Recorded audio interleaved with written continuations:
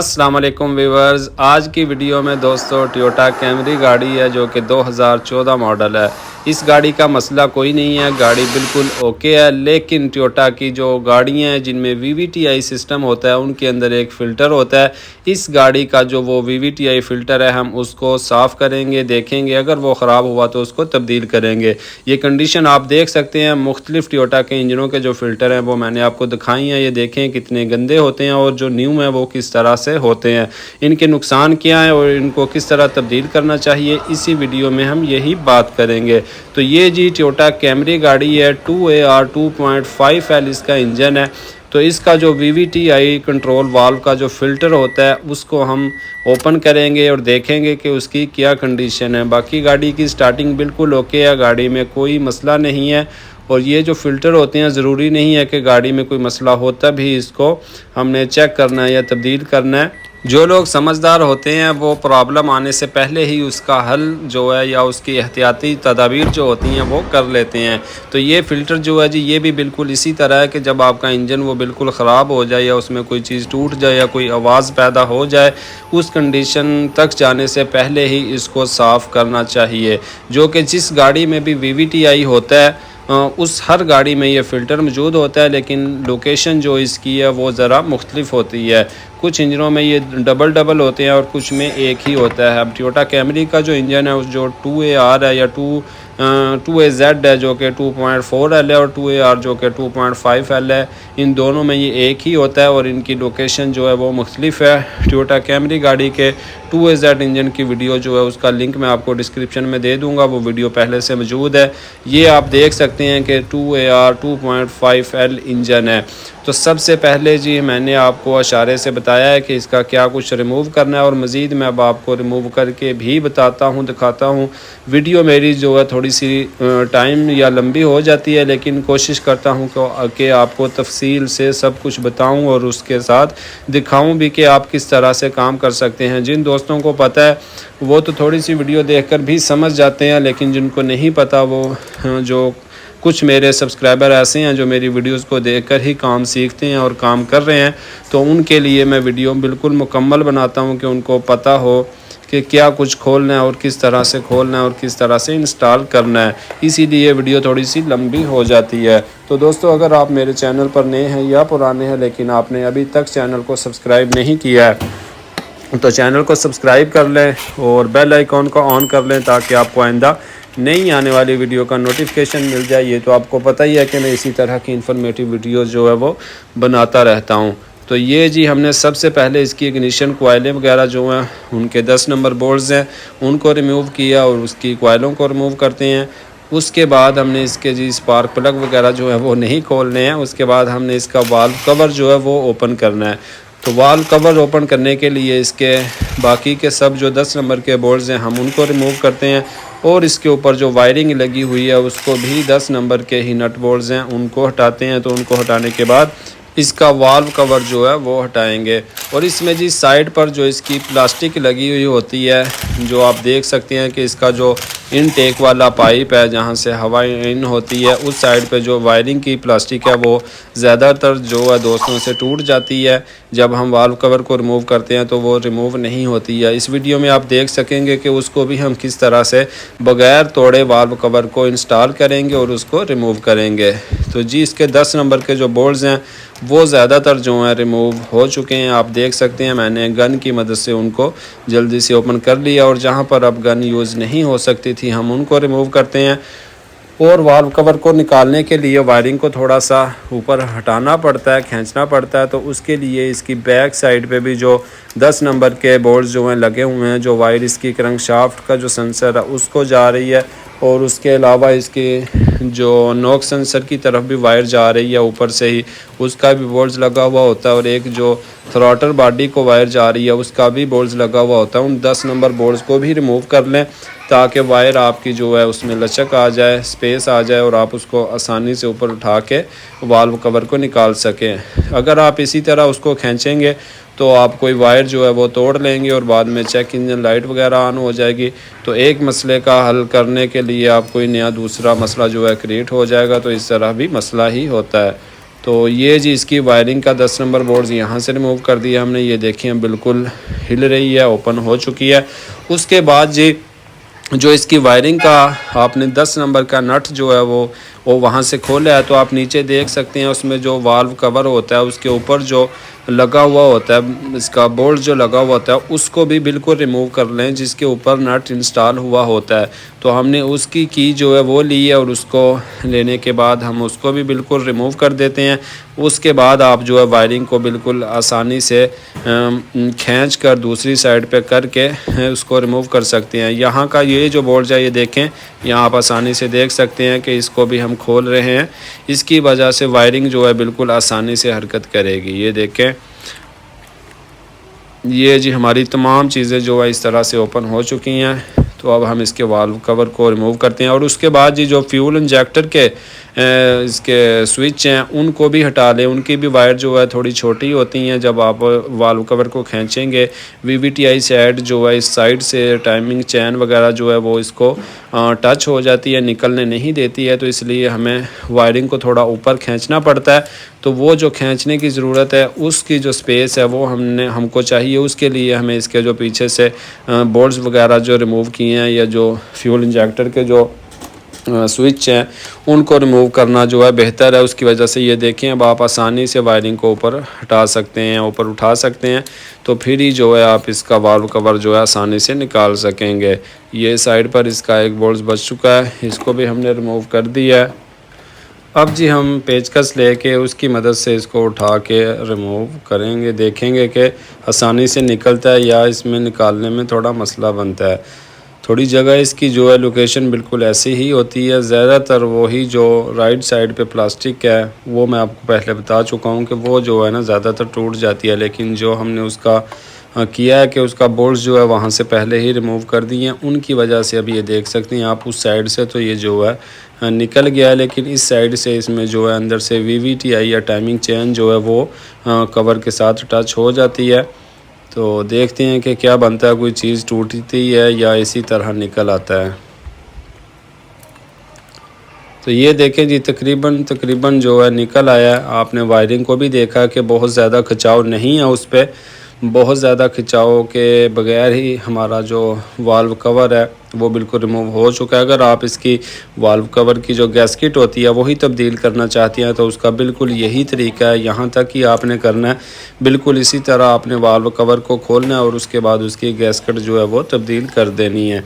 लेकिन हमने इसका VVTI वाल्व खोलना है तो उसके लिए अब आप देख सकते हैं ये मैंने वायरिंग जो है साइड पर की है ताकि आपको आसानी से नज़र आ सके। तो ये जी इसमें जो केम शाफ्टों की जो ऊपर ब्रैकेट्स लगी होती हैं, सबसे पहली जो इसकी ब्रैकेट्स है इसमें 12 नंबर के यानी कि 12 नंबर और 10 नंबर के 10 mm के यानी कि बोल्ट्स लगे हुए हैं, उनको रिमूव करेंगे। और ये गैस्केट लगी होती हैं जो कि VVTI वाल्व का जो ऑयल है उसी को कंट्रोल करती हैं। इन तीनों का जो है बहुत ख्याल रखना चाहिए। अगर ये डैमेज हो या आप इसको लगाना भूल जाएं तो भी आपका VVTI जो है वो काम नहीं करेगा सही तरह से। आपके इंजन की जो प्रोग्रेस है या उसकी फ्यूल एवरेज वगैरह है वो भी बिल्कुल ख़राब हो जाएगी। अगर VVTI सही काम ना करे, उसकी ऑयल सप्लाई सही ना हो, ये फ़िल्टर जो हम चेक करने लगे हैं अब खोल रहे हैं वो सही ना हो, बंद हो, तो इससे आपकी फ्यूल एवरेज जो है वो भी बहुत ज़्यादा ख़राब होती है। इंजन की जो पावर है उसमें भी बहुत ज़्यादा फ़र्क पड़ता है। तो ये जी आप देख सकते हैं इसके बोल्ट्स जो हैं हम रिमूव कर रहे हैं। 10 नंबर बोल्ट्स हैं और इसके ऊपर 12 नंबर बोल्ट्स हैं। इसके लिए बिल्कुल और कोई काम करने की ज़रूरत नहीं है, सिर्फ इनको खोलेंगे तो इसका फ़िल्टर जो है अभी आपको नज़र आ जाएगा। अगर आप दोस्तों इसी गाड़ी के VVTI गियर जो हैं इनको तब्दील करना चाहते हैं तो वो भी आप टाइमिंग चैन कवर खोले बगैर उनको तब्दील कर सकते हैं। उसके लिए आपको इसका टाइमिंग चैन का जो टेंशनर होता है उसको रिमूव करना है और इसी तरह इसके तमाम कप ऊपर से ये ब्रैकेटें खोलनी है। तो इनको खोलने के बाद आपके शाफ्टों को रिमूव करके टाइमिंग गियर जो होते हैं VVTI गियर उनको भी तब्दील कर सकते हैं। तो ये ब्रैकेट हमारी रिमूव हो चुकी है। अब ये मैं आपको फ़िल्टर निकाल के दिखाता हूँ। ये देखें, इंजन की कंडीशन जो है दोस्तों हमारी अंदर से सही है, तो इसलिए इसका फ़िल्टर जो है वो भी आप देख सकते हैं कि ये बिल्कुल ठीक ही है। बहुत ज़्यादा नहीं, यानी कि साफ़ ही है, बहुत ज़्यादा गंदा भी नहीं है, कम भी नहीं है, बिल्कुल ओके है। ये फ़िल्टर जो है जी डिपेंड करता है इसकी इंजन की कंडीशन पर कि आपकी इंजन की सर्विस जो है वो टाइम पर हुई है या नहीं, और आपने उसके अंदर कौन सा इंजन ऑयल वगैरह जो है वो यूज़ किया है, उसकी क्वालिटी जो है वो कैसी है। तो इसलिए आप हमेशा इंजन ऑयल जो है वो सही ही इस्तेमाल करें, उससे ही आपका इंजन जो है वो हमेशा सही चलेगा। अगर इंजन के अंदर जो है वो कार्बन वगैरह जमी हुई है, आप उसका इंजन ऑयल का जो कप होता है उसको रिमूव कर भी अंदाज़ा लगा सकते हैं, देख सकते हैं कि अगर इंजन की कंडीशन अंदर से साफ़ है तो आपका ये जो VVTi फ़िल्टर है ये साफ़ ही होगा। लेकिन अगर इंजन के अंदर कार्बन वगैरह बनी हुई है तो ये फ़िल्टर जो है बिल्कुल बंद होगा। अभी मैं आपको साथ में जो फ़िल्टर गंदी हालत के होते हैं या बंद हालत के होते हैं वो भी दिखा दूंगा। आप अंदाज़ा लगा लें कि ये जो है बिल्कुल न्यू फ़िल्टर है, या साफ़ करने के बाद ये इसकी कंडीशन है और ऐसा ही इसे होना चाहिए। और ये साथ में आप देख रहे हैं कि ये इसके जो ख़राब हैं वो फ़िल्टर हैं, वो भी जो मैंने दूसरी गाड़ियों के यानी कि 1GR इंजन के और 2AZ इंजन के फ़िल्टर हैं जो ये आप देख रहे हैं साथ में। तो इसको जी अब हम दोबारा से इंस्टॉल करते हैं। बिल्कुल बहुत बड़ा काम नहीं है ये, और इस गाड़ी का जो है वो इसका वाल्व कवर रिमूव करना पड़ा है, लेकिन कुछ गाड़ियों में ये बाहर से ही आप तब्दील कर सकते हैं। हर इंजन का जो है लोकेशन इसकी फ़िल्टर की जो है वो मुख्तलिफ है। तो इसमें जी इसका इतना ही काम है। अब हम इस फ़िल्टर को दोबारा लगाते हैं और दोबारा लगाने के बाद हम इसका सारा काम जो है वो कंप्लीट करते हैं। तो कुछ लोग यहीं पर वीडियो को छोड़ देंगे कि हमने देख लिया फ़िल्टर कहाँ पे है या किस तरह उसको लगाना है या हटाना है, लेकिन वीडियो जो है मैं मज़ीद आगे से आपको बना रहा हूँ, दिखा रहा हूँ कि आप मुकम्मल देखें कि बाद में आप इसको किस तरह से वाल्व कवर को दोबारा से इंस्टॉल कर सकते हैं। क्योंकि कुछ लोग जो काम करना नहीं जानते उनके लिए भी मेरी वीडियोज़ होती हैं, ताकि वो स्टेप बाय स्टेप देख लें कि फिर दोबारा से किस तरह इसको आपने इंस्टॉल करना है। इस वीडियो में अब आप इस तरह से सिर्फ कि तकरीबन मेरी हर वीडियो में सिर्फ एक ही बात मैं नहीं बताता हूँ या सिखाता हूँ, एक टॉपिक होता है, लेकिन उससे रिलेटेड बाद में काफ़ी बातें ऐसी होती हैं जो मैं बता देता हूँ आपको, और उसके साथ साथ आप सीख लेते हैं। इसी तरह के जब हमने अब इस फ़िल्टर को इंस्टॉल कर दिया है तो इसके साथ साथ मैं आपको जो वाल्व कवर की गैस्केट है उसको तब्दील करने का तरीका भी बता रहा हूँ कि उसको भी आप इसी तरह तब्दील कर सकते हैं। और अब हम उसको इंस्टॉल करेंगे तो वो भी मैं आपको बताऊँगा कि उसको किस तरह से इंस्टॉल कर सकते हैं। तो ये जी हमारी ब्रैकेट या VVTi कंट्रोल का जो फ़िल्टर है वो इंस्टॉल हो चुका है, बिल्कुल ओके हो चुका है।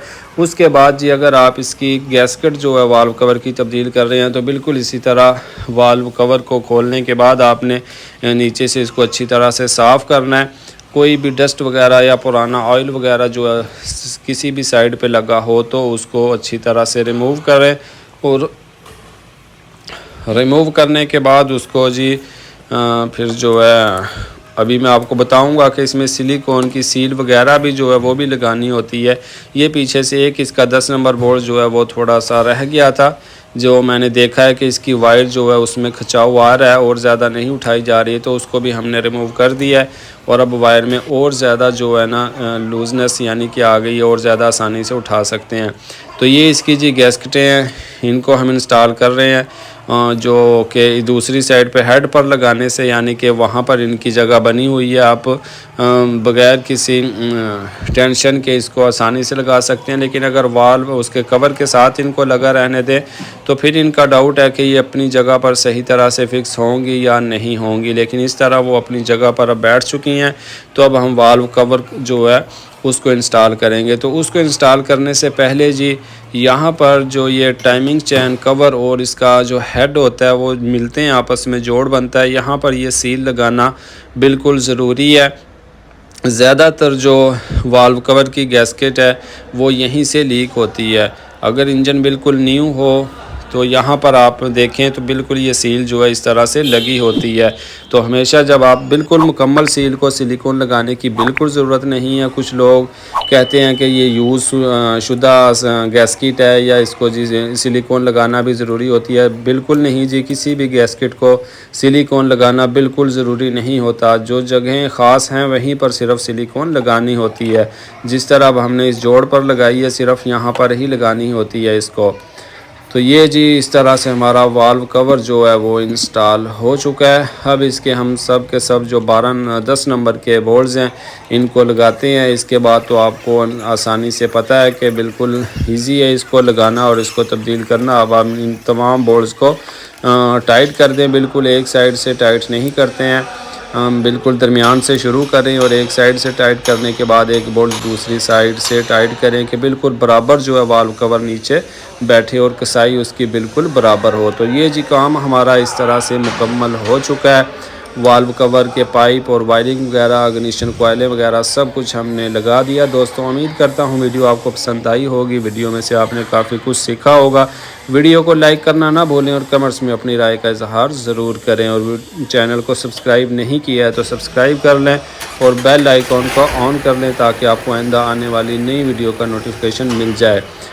तो इंजन ऑयल वगैरह हम इसका पहले से तब्दील कर चुके हैं जो कि बिल्कुल ओके था और हमने इंजन को स्टार्ट कर दिया। आप देख सकते हैं इंजन हमारा बिल्कुल स्टार्टिंग उसकी ओके है, ना उसमें कोई VVTi की आवाज़ है ना कोई और आवाज़ है। टाइमिंग चैन वगैरह की सब कुछ आवाज़ें उसमें बिल्कुल सही हैं। अब जी हम इसको मज़ीद रोड पर टेस्ट करेंगे और टेस्ट करने के बाद देख लेंगे कि कोई भी काम करें आप तो टेस्ट कर लें, तसल्ली कर लें कि मसला नहीं है, कोई लीकिंग वगैरह नहीं है या कोई चीज़ आप भूल तो नहीं गए हैं।